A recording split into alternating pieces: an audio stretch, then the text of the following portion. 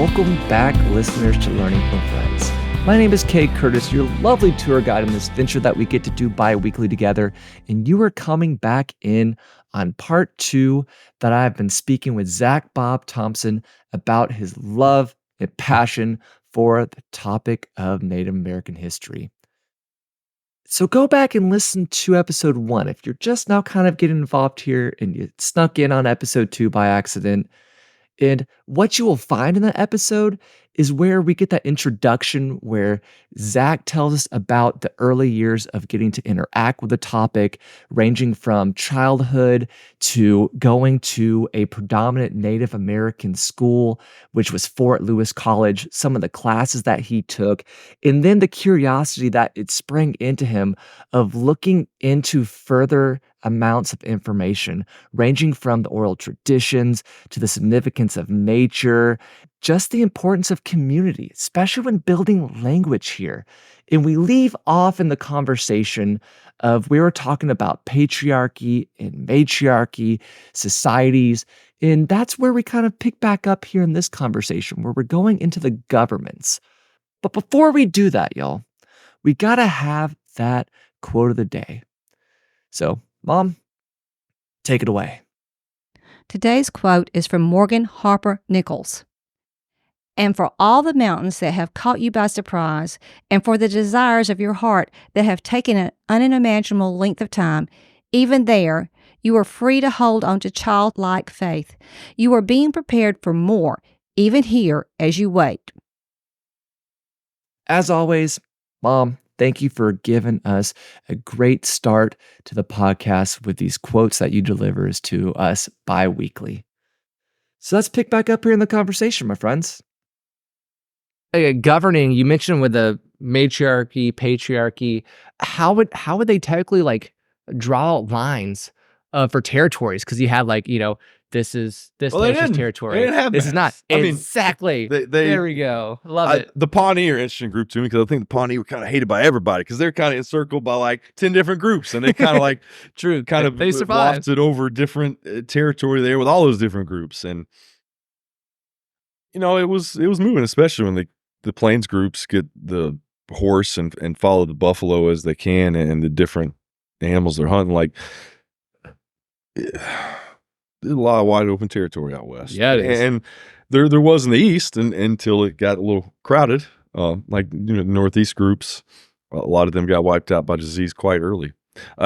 Actually, going back to misconceptions, and a thing I did not know until I was older than I should have, is that scalping is traditionally considered a Native American thing. Taking a guy's scalp, kill him, take his scalp, rip the hair out. That was not started by Native Americans. It was white people. Borrowed it from kind of Viking traditions, brought it to the Northeast, and in days of old, scalps of Native Americans would fetch a price because they wanted to not assimilate, but eradicate.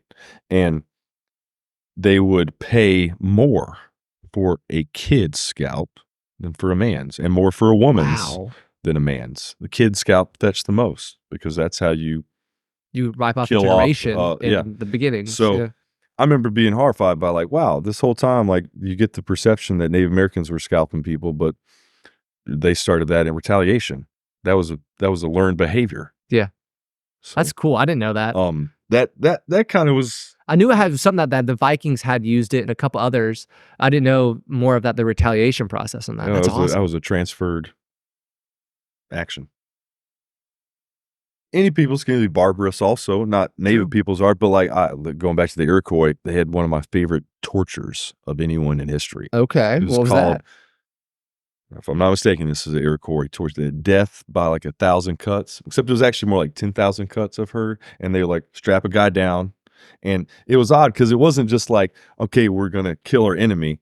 It was, we're going to take our enemy's strength. We are going to actually engulf our enemy's strength and, empower ourselves through the process of cutting this guy, slow roasting him alive, like into 10,000 little pieces that you could like wiggle out and break off and eat a piece of. And the whole tribe would come Wow. by and pick this guy off piece by piece as he's roasting alive, slow roasting, and they're eating him little bit by bit and taking in his power. And that to me is like, that's one of the top notch torture. That is tests I've ever- hardcore. Yeah. So I mean, that is wow. I hope We were I talking did about the not- daughter part earlier. It's like, hey, you know. Yeah, that well, they weren't cannibalizing their own dude. It was somebody they it was- captured or fought yeah, they against, kind of so. captured through, but going through the man, like that. I know I've heard of the death by 1,000 cuts, but that makes it to another level of here's the different cuts that are actually going in and burning, feasting, and consuming the body in the way for or getting their strengths. That's wow. I'm learning a lot of neat stuff. That's why I love doing this. I've been learning new things. Learning from friends. Look at that.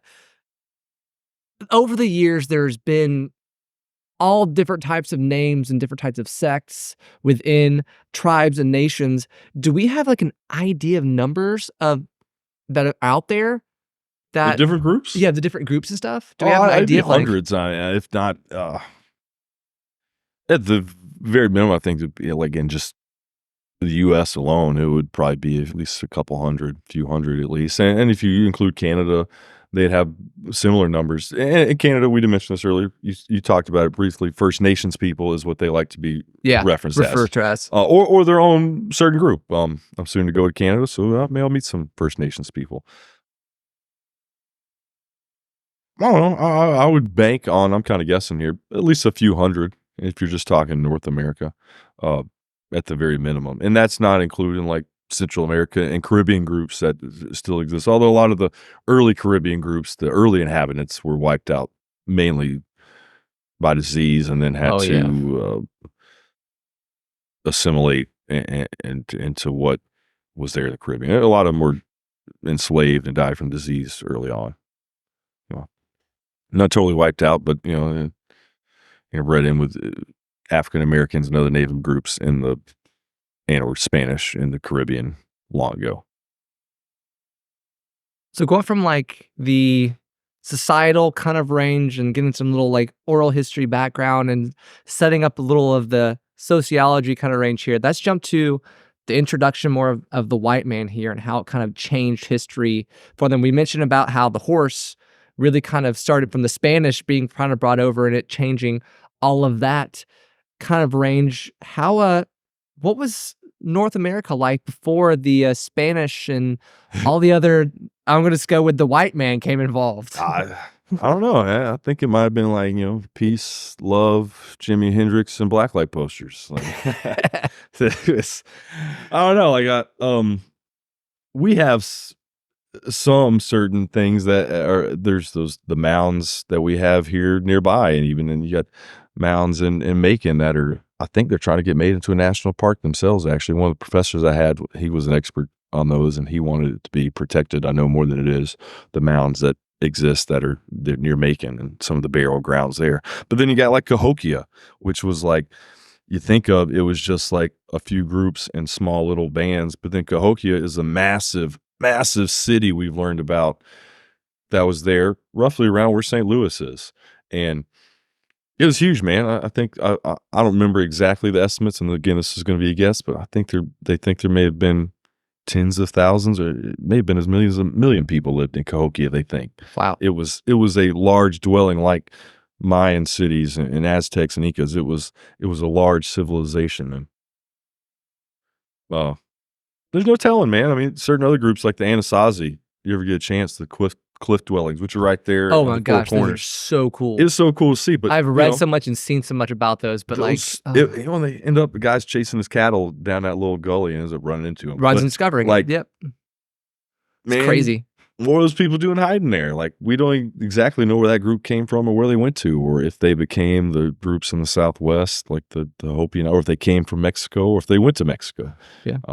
You can never fully tell of what came, what kind of went. They could have been hunter-gatherers just for temporary passing through, or you never can tell. There's no telling. And there's even other places than the one place I did not see. And I think we mentioned this in our alien discussion, is Chaco Canyon, which is a Native American site, which in my Native American studies classes, multiple people pointed to me that said, if you want to believe in aliens, go to Chaco Canyon. And it was its own massive dwelling that housed lots of people, but it was essentially perfectly aligned with celestial events and the stars. And there's some paintings there and just the dwellings themselves, which are pretty massive, to imagine being inhabited at once would have been phenomenal probably to have seen. And a lot of those groups, some of them we don't know about. True. And probably won't be a lot of that history gets unearthed till it gets dug up, maybe. If it should be unearthed. That's one thing it's always hard to True. say, like, That's also should certain true. things should know. they be moved on? Should they not be moved? Should they, that's a a healthy challenge. debate. Yeah, it's always an interesting debate Especially when we're when discovering. you talk about like people being buried, because Yeah. I don't know if any people's burial grounds should be being disturbed. You ever heard of the Snake Mound, which I believe No. is in Ohio? What's the Snake Mound?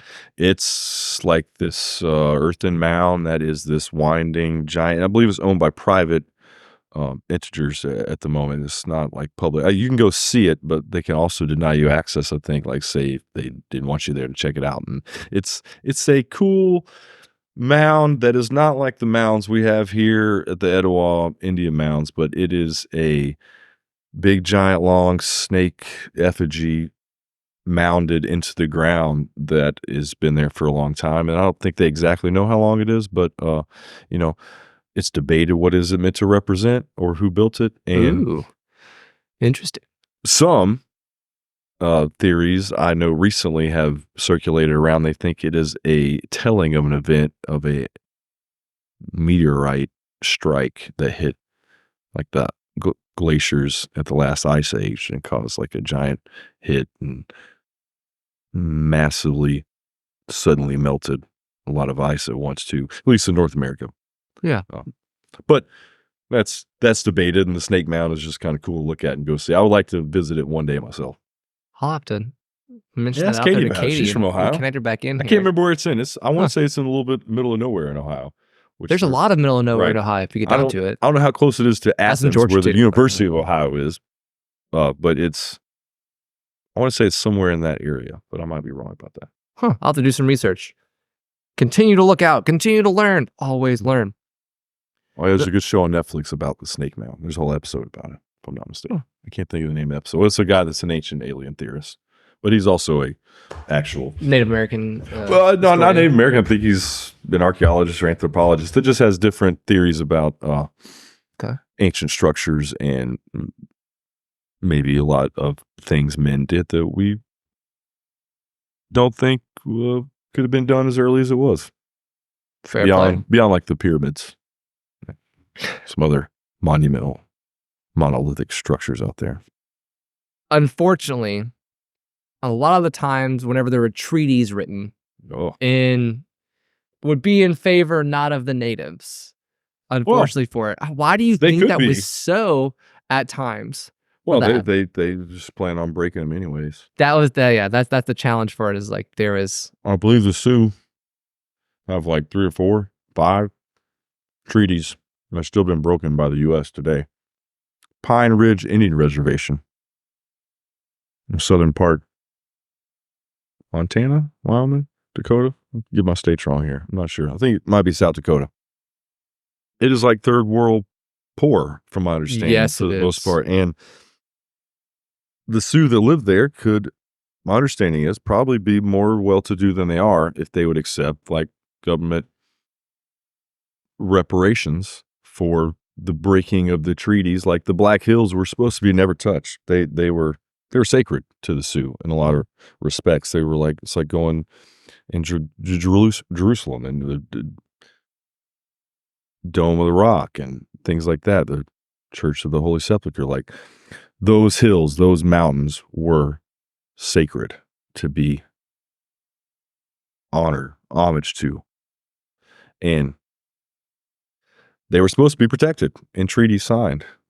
And they, discovered gold, and a lot of that was broken, and they're probably never going to get it back. But the Sioux have continued to not take many funds that could probably make a lot of their lives better, children's lives better, because they want the land.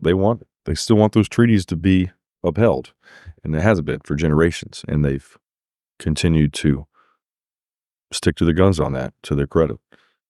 So that'll never happen because I guess that'd be a slippery slope. If the government started giving back giant chunks of a state to whoever, I bet there's going to be a lot of unhappy people. And then that could go to extend into like the whole continent. Yeah, because if you look at through, again, 90% of treaties that were written between the natives and the Europeans that kind of came in, they were broken pretty quickly. They may be there, they look it on paper and sound good on paper, and then, oh, we found something or we need something. Shachoom.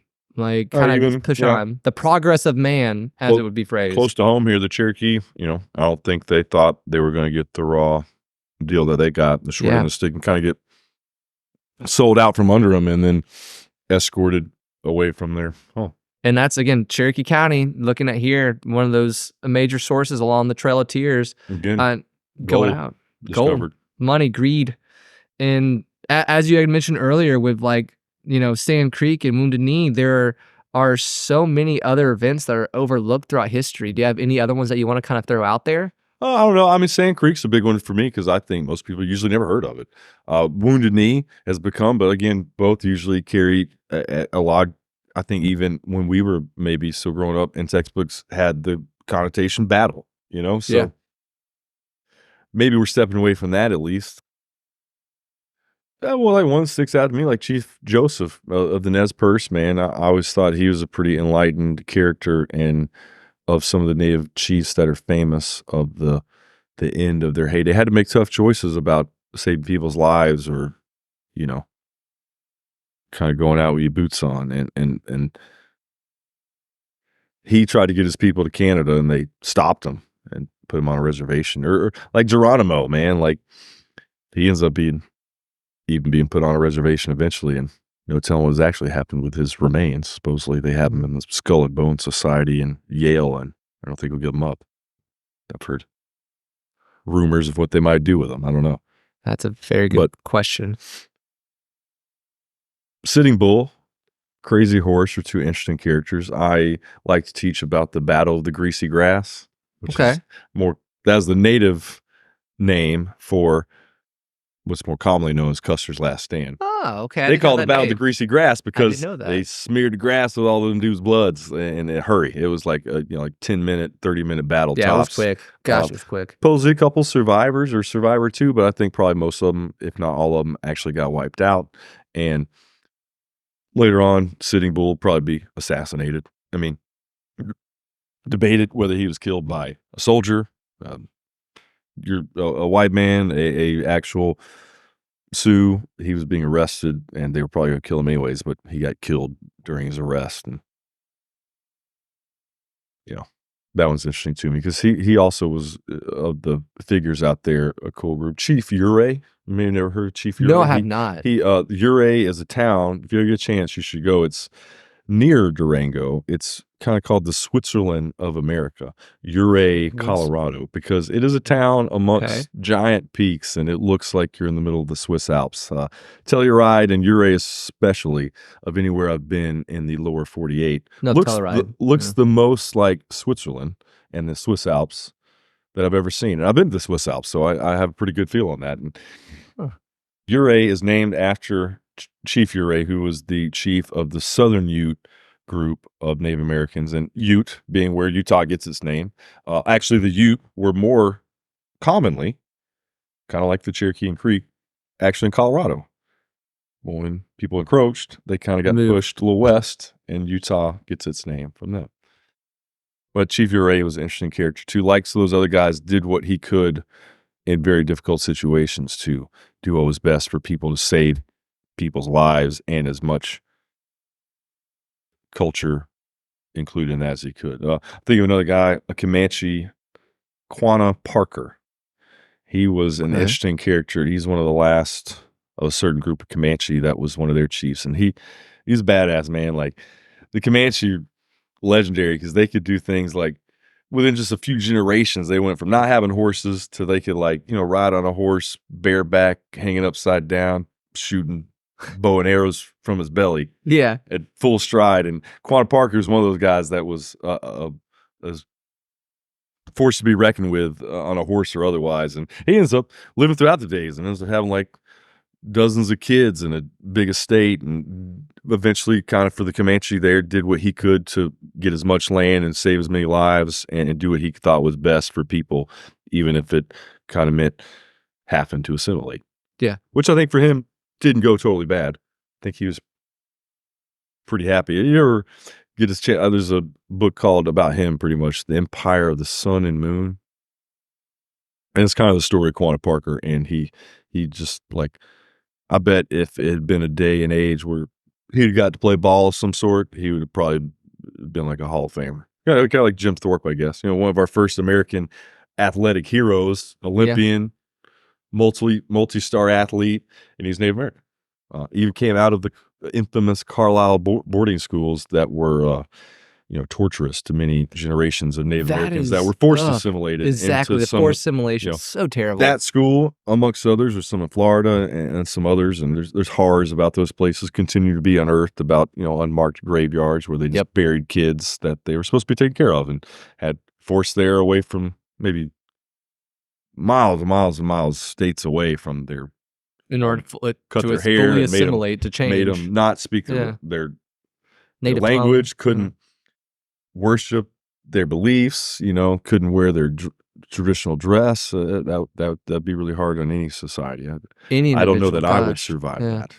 I definitely know that I would go crazy trying to deal with that. No, again, we see that assimilation struggle, the reservation struggles that kind of come up with the mistreatment and everything. How do the nations keep these traditions alive today? Oh, I believe that it becomes increasingly difficult. And groups, have had, I think, in large numbers since like the mid 1900s, like 50s, 60s, 70s. Large numbers of young people can happen a lot of places in the world today, move into cities and not staying, and then not maybe picking up some of those traditions. You have certain maybe ways of life and occupations that have went more or less away, but because people weren't there to man the jobs because they want to do something else. Times change.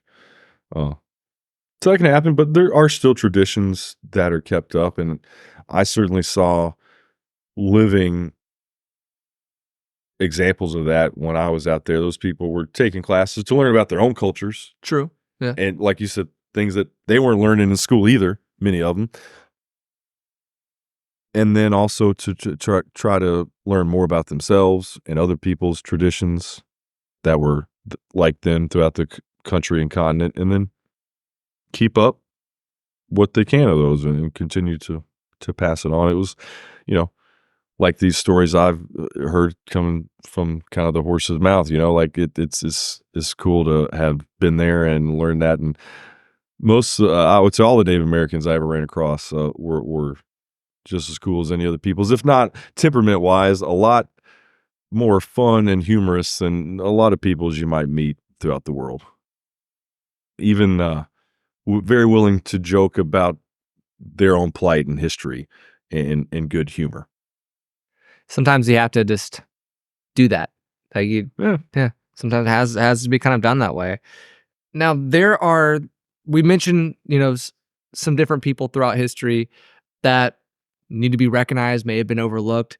Is there any other ones that may be sports individuals that you kind of mentioned earlier, or people that were Native Americans that are not fully mentioned in our textbooks or in our culture or society that people like, wait a second, this is somebody that needs to be mentioned?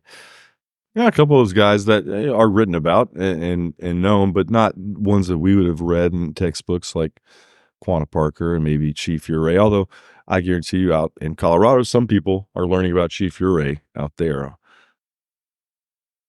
I don't know. I'm trying to think of ones I haven't really thought of or mentioned as of yet. We haven't talked about Sequoia as far as a local. Well, we hadn't. That's true. Local. He, famously,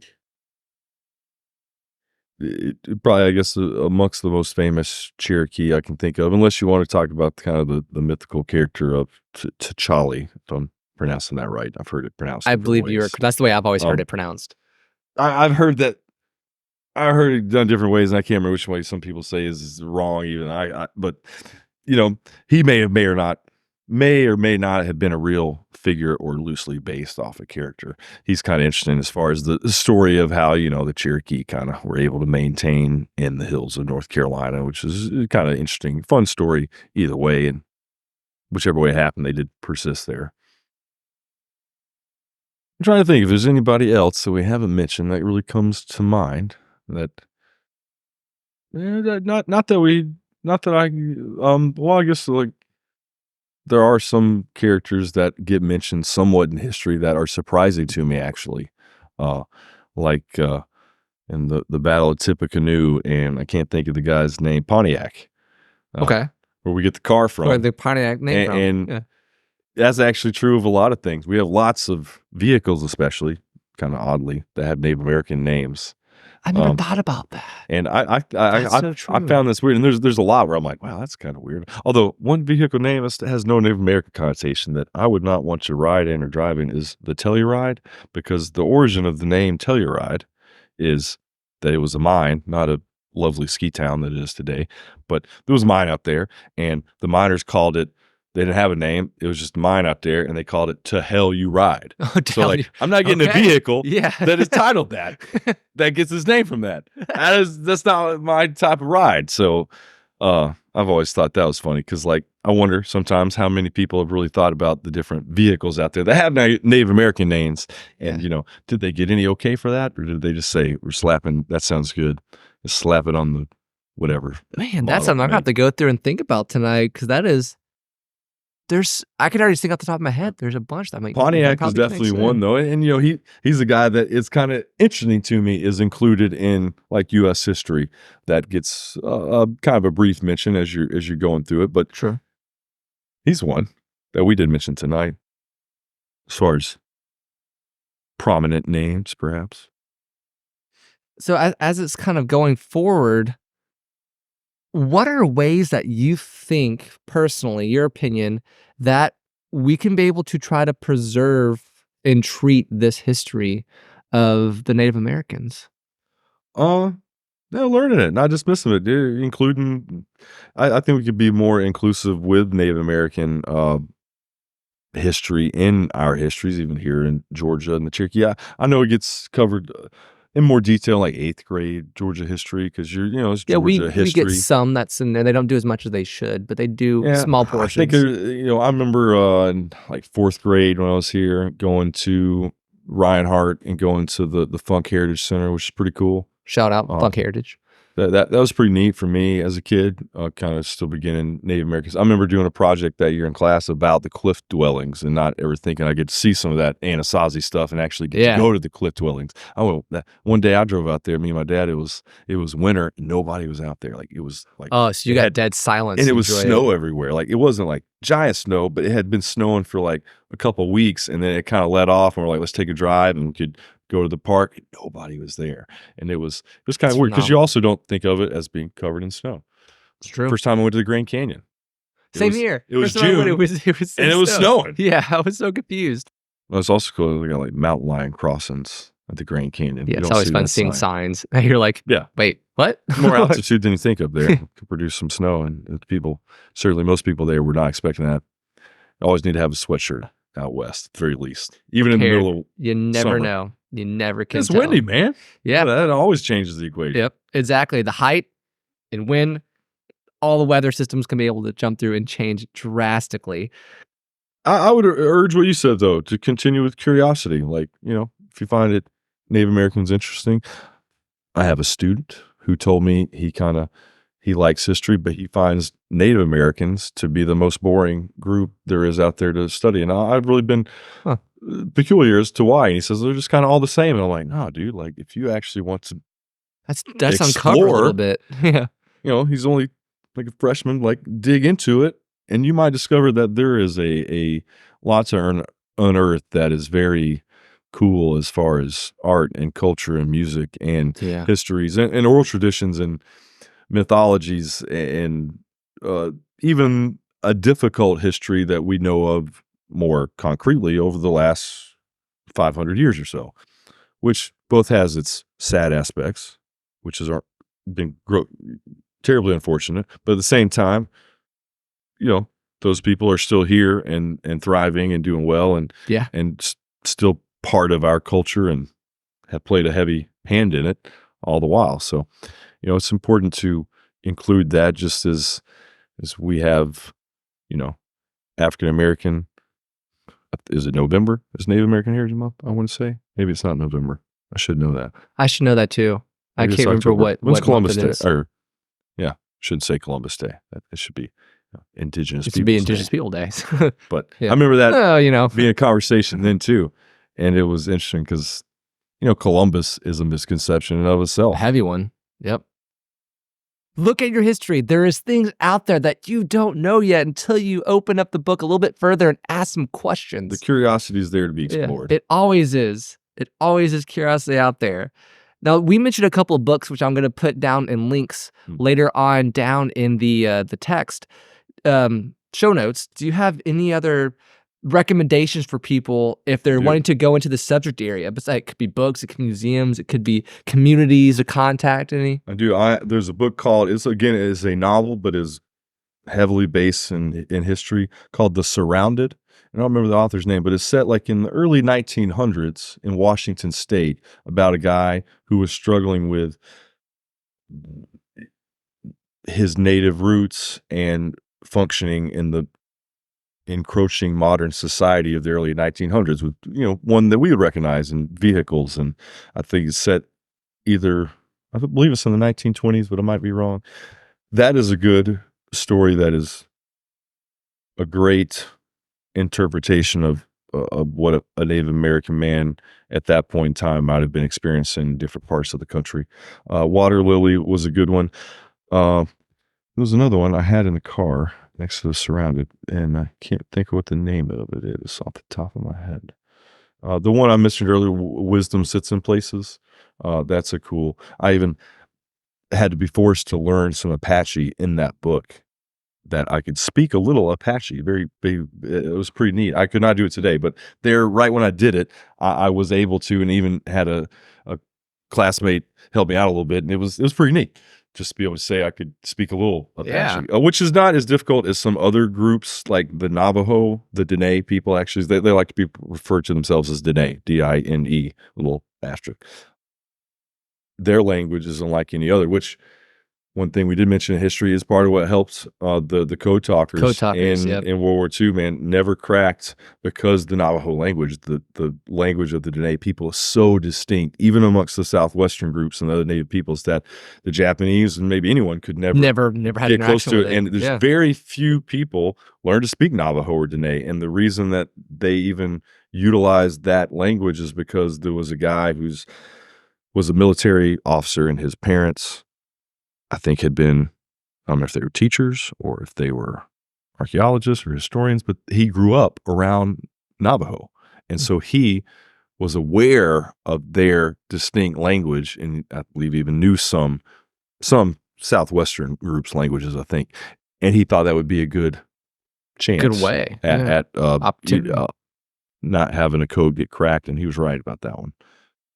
That's a pretty cool story out there in history. Yeah, there's lots of good books and movies and information out there to be able to get access there. One other book I do want to mention, I can't think of the other one I have out there in the vehicle, but it was a cool book. I had a class in Valdosta that was Native American Women's Studies. I was the only dude in the class. It was fun.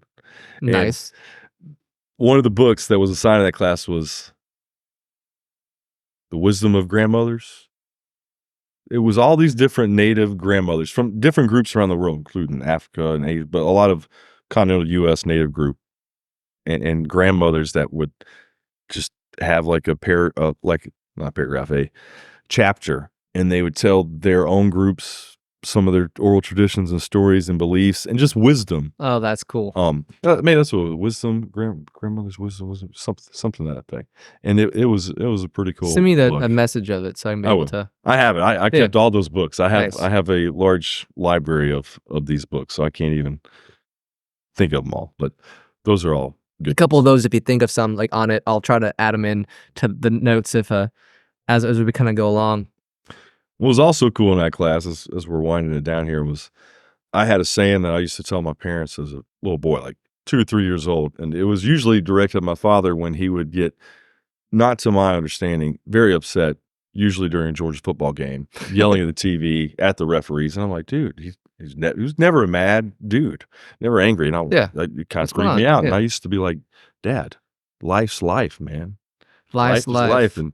and I'll never forget, like, the last day of that Native American woman's class, the teacher got asked before, like, the final, a question by one of my classmates, and the question was, "So, like, if you could sum up, like, Native American philosophy for the whole continent, what would you like how do you think they would put it?" And she, like, I'm like, "Oh my god." I'm like, "Oh, she's gonna say it." Come on, come And on. then it came out, and she's like, they would probably kinda put it as, like, life's life, and I'm like, "Ah," and everybody's what's this guy celebrating? I'm like, it's like my last college class, and I get my own 2-year-old advice spit back out me. That was pretty neat.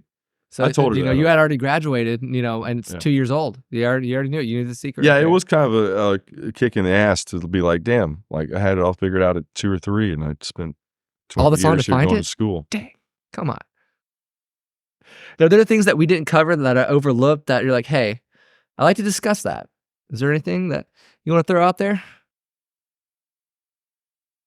As far as Native Americans go, I would say study Native peoples all over the world. Like I said, I find Aboriginal stories and the peoples of Australia to be similarly interesting and very reminiscent of the trials and tribulations and stories of people in the Western U.S. Australia had a lot of similar racism and forced assimilation, and the Aboriginal peoples there have some very cool oral traditions and artwork and dance and music all, and I look forward to hopefully one day going skiing in Australia. When There we you have go. a summer vacation, I'm gonna go Hey, there during their find your winter times. and tear it up somewhere around Canberra, because I believe there's a couple ski mountains there in the Blue And you Mountains gotta of go to Australia. Himalayas, you know? Mhm. Gotta make it right that way. Yeah, that'd be cool too. But, yeah, you know, as you said, continue to explore the curiosity that I hope is out there and all the listeners. Continues to grow in you. Continues to grow. You did give us a good word of wisdom already, but do you have any more besides life is life? You know, that was a great one. That's a great The word of wisdom there. Yeah, I don't know if I can top that one. I don't think it's I'd possible. let my 2-year-old, philosoph self Yeah. speak for himself.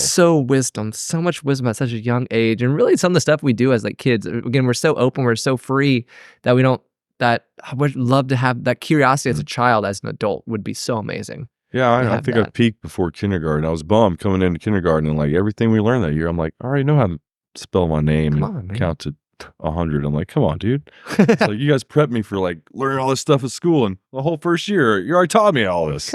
So, that was a little bit of a disappointment, but Oh man. I remember freaking everybody out in first grade too, because I did a book report about Hitler. That would catch some people off guard. Yeah, my teacher didn't want me to do it. My dad didn't want me to do it. I'm like, "All right, you guys teach me about Jesus and church, and you won't let me learn about the ultimate evil guy either. Like, Come learn on, about the we gotta good go guy. both in. I want to. I don't know about this dude Yeah. yet. I want to learn about him." Always Kind of freaked some of my classmates. They were afraid I was going to offend somebody, but fair play. I did not. I was Hey, good with it. yeah, But I you remember follow some the of the rules. looks on my classmates' faces were like, "Oh." This guy's a little crazy. Yeah. Don't mess with him. I had the same look in 5th grade when I did one. Everyone did a book report about, like, Nancy Drew, the Hardy Boys. Oh man, I love the Hardy Boys. That was And so I did cool. one about, I like those DK books. I did one about DK. Yeah. Like, Discovery Knowledge, I think it is. Discovery Knowledge, Discovery Kids. I don't know. My brain was thinking Donkey Kong. No, I was yeah, like, I I was read- like, DK. everyone's Donkey Kong? 6's elementary had I read, but they had one I really liked about Egyptian mummification. My teacher made me go last, and I did my book report about Egyptian mummification, and, like, no one got questions the whole time, and I kept having to wait. And, like I said, a couple people did the same book. And I get up there and I talk about Egyptian mummification and ask if anybody had any questions, and everybody was like, hands up. yeah. Hey, someone's got to be that introductory person to kind of open up the doors. Scrambling brains, pulling There. out people's noses. Now, as continuing on with our stuff here, if someone wanted to reach out, someone wanted to follow you on social media or anything, do you have any ones you want to put out there? I do, and I do have one other story I would like to share. Oh, before we man, sign throw off. it. Go for All it. right, so Bring it in. you want to get a hold of me? Check me out. I'm on Facebook.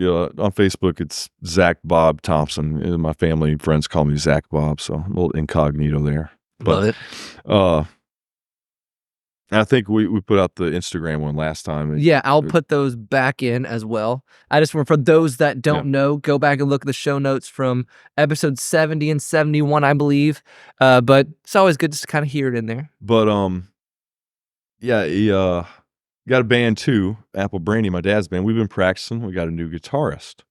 Oh yeah, the story. We're hoping to have some gigs this summer, and we've been practicing. And this guy, and I talked to Sean, and he told me I could share this story.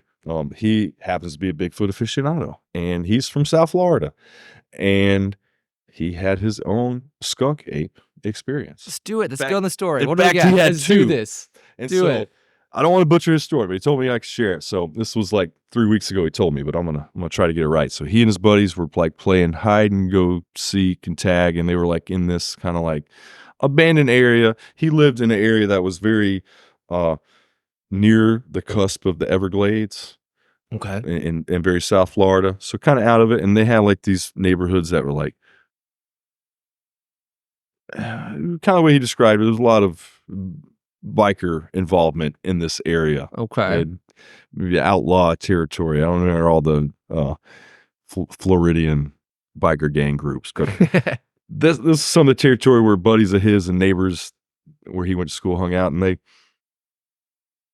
they go not too far from there, and there was like an orange grove. I believe it was. They're actually growing some oranges out there, and they're like playing around in this area where no one is, and they're playing hide and go seek and the tag, and they're in and out of these road groves of oranges. I believe it was oranges as he described it. And anyways, whatever was growing, there was these rows, and two of the buddies found each other, and then they're looking for the other guy, and they're walking down this row, and they look, and their buddy steps out, and right behind him goes walking a skunk ape. Like right, but the buddy didn't ever see it. Describe the skunk ape to people and what that is, because some people are going to go, like a Bigfoot, but a swamp version. As my friend described it, it was not an orangutan. It was immediately, he knew that is a skunk ape. That's a Bigfoot. They could smell it from afar. And I believe he said they were like, I don't remember how many feet, but like 30, 50 foot-ish, I believe. And they just told their friend to run because the two of them see it down the pike. And their friend's got their back turned because he just steps out from where he'd been hiding. And then this thing walked right behind him, like 10 or so feet right behind him. And they said it towered over him. I think they were teenagers. I want to say he said he was like freshman age, like 14. Okay. But he said like they just saw this thing and their buddy took off running to him, and then they took off running. And he said it was definitely like he didn't have any compulsion about it. Like it was a skunk ape. He saw it. It walked, had like a similar gait to the kind of Patterson Gimlin film. He said it was kind of tall. He said it was oddly not bulky. It was very gangly and thin, like almost like had enough to eat. And he said the smell was very memorable. And I've heard that about other Bigfoot encounters before, but the skunk ape too, because I think they have maybe more, as he said, putrid, like garbage dumpster smell or dump smell. And then later on, I don't remember how soon later, he described there was a certain type, not kudzu, but certain type of vine. And I wasn't familiar with this plant. Neither was my father when we were hearing this other story. In South Florida, there's some sort of plant that like grows over the tops of trees sometimes. And so much so, it's so thick that you can walk on it. Oh, wow. And so he said they would do that sometimes. And he said they're walking, and they're kind of just walking along this canopy. And sometimes, because it was covering the top, sure, you could drop down in and go explore like a tunnel. Onto another area. Yes. And that's what he and like several buddies were doing. And they're walking along the stuff to where they know there's a drop in, and their buddy first drops down in there. And as they're all getting close, the guy in the lead just dropped down in there, and they all start smelling this wretched smell comes up. And before they know it, they've not even got to the drop in. Their buddy's coming back up, and he's taking off, and he looks petrified, and he's saying, "There's a skunk ape down there. I just ran into it." Yeah. And they take off running. And he said, I didn't see that one, but I smelled it. Yeah. And you can so, just distinctly pick it up. I, again, that's the second person I've had who had a actual friend that I've ran into had an actual Bigfoot head face-to-face encounter, and a totally different one from Eureka and the heart of Bigfoot territory there in Humboldt County, and then one of the skunk ape, which I have to admit, I've been much more skeptical of the reality of a possible skunk ape and it not just being some monkey or orangutan or chimpanzee escaped in South Florida or escaped from a zoo or let loose. That's there too, but he's saying, nah, there's, seen one, smelled another one. Goes another way. Goes on. Yeah, and when he was excited because I told him about our podcast, and he was excited to share the story as a fellow Bigfoot aficionado, and, Nice. and told me I was at liberty to share his story to fill in the audience in case they were waiting from episode 70 to 71 as we teased. So that was the last thing I had. Dude, plug your band real quick. Apple Brandy. Plug it for us. We're hoping to be playing, maybe some places in Canton and around Cherokee County nearby pretty soon, hopefully this spring and summer. And, What kind of music do you play? rock and roll, classic rock. We do a lot of classic rock covers. We got a bunch of our original stuff. Dad's had the band going since the 90s, and maybe some people have heard us out there. Probably a few people have seen us live. We're like this, this myth, this legend. We're mythical. You better catch us while we're out and about. While you're out and about. Love it. Thank you Hope for to see you coming there. on and doing this with us and sharing both your Bigfoot and the aliens and now Native American stuff. Zack, you're a well-rounded individual with a lot of fun stories, a lot of fun, interesting individual. I got a ski trip coming up. And got a ski trip coming up to boot with it. Yep. So many different stuff going on here. And I deeply appreciate you coming on and sharing your knowledge with us. Thanks for having me, man. It's a blast just having a great conversation with a friend. Goes a long way. That's the beautiful thing, everybody. Sit down, have a conversation with people. You will learn, you will grow, and it can change the world around you. So do so. Have that suggestions.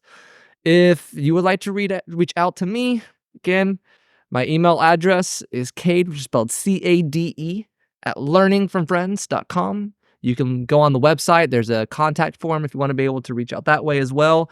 I also have a Facebook page, Learning from Friends Podcast. If you like to go on, I have a Twitter page, which I just mostly post episodes on. You can be able to go through that way. And if you'd like to donate some money, Patreon, man. I got a Patreon page. Go in, donate if you would like to. Or heck, if you just want to contact me individually and send me some cash that way, I'm all for it. I'll meet you somewhere. We'll go for a ride. We'll have a conversation. That goes for me too. There you go. Exactly. Just sit down, have some food, have a couple of drinks, and, catch up. You never know where it kind of goes. But with that, I have a request. Please share this with your friends, talk with your family members, acquaintances. The best way to be able to spread this is word of mouth. It's the best way to be able to get things out there. And I know we're in different countries, so hello to all the different countries and people that are listening around the world, around the United States. Pretty cool stuff. Hello. Bonjour. Exactly. Hope you're doing well. I should probably learn some more languages. But yeah, let's leave out on that note. My name is Cade Curtis, your tour guide in this lovely adventure that I like to call Learning from Friends. And most of all, don't forget, let your curiosity fly high.